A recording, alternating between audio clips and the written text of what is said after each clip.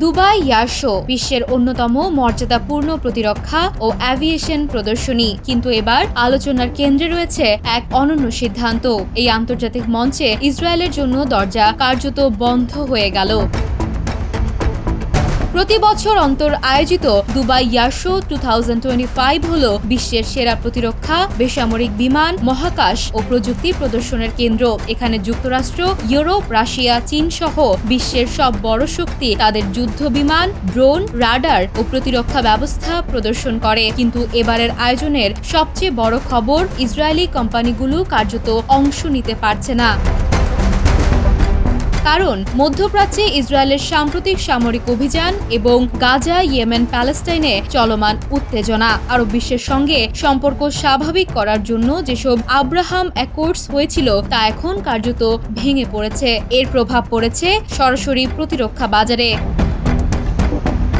Dubai air show সবসময় রাজনৈতিক, কূটনৈতিক শক্তির প্রদর্শনীও বটে। কে কাদের সাথে বসছে, কার প্রযুক্তি কে কিনছে, এসবই সংকেত দেয় ভবিষ্যৎ ভূ রাজনৈতিক সম্পর্কের। কিন্তু যখন ইসরায়েলি কোম্পানিগুলো অংশ নিতে চাইল, তখন একাধিক আরব দেশ আপত্তি তোলে। সংযুক্ত আরব আমিরাতও চাপে পড়ে এবং আনুষ্ঠানিকভাবে আমন্ত্রণ না পাঠানোর সিদ্ধান্ত নেয়। ফলাফল, ইসরায়েলের কার্যত এই মর্যাদাপূর্ণ আন্তর্জাতিক মঞ্চ থেকে বাদ। এয়ার শোতে যুক্তরাষ্ট্র, ফ্রান্স, রাশিয়া ও চীন কোটি কোটি ডলারের প্রতিরক্ষা চুক্তি করছে। গলফ দেশগুলো আধুনিক fighter jet, air defence system, মহাকাশ প্রযুক্তি কেনায় আগ্রহী, কিন্তু ইসরায়েল সেখানে নেই। এর মানে প্রতিরক্ষা বাজারে তাদের জন্য বড় ধাক্কা।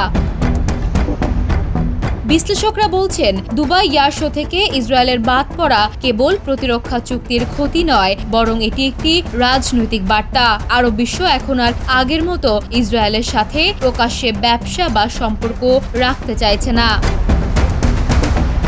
এটি একই সঙ্গে একটি সংকেত যে মধ্যপ্রাচ্যে নতুন করে জোট বিন্যাস হচ্ছে।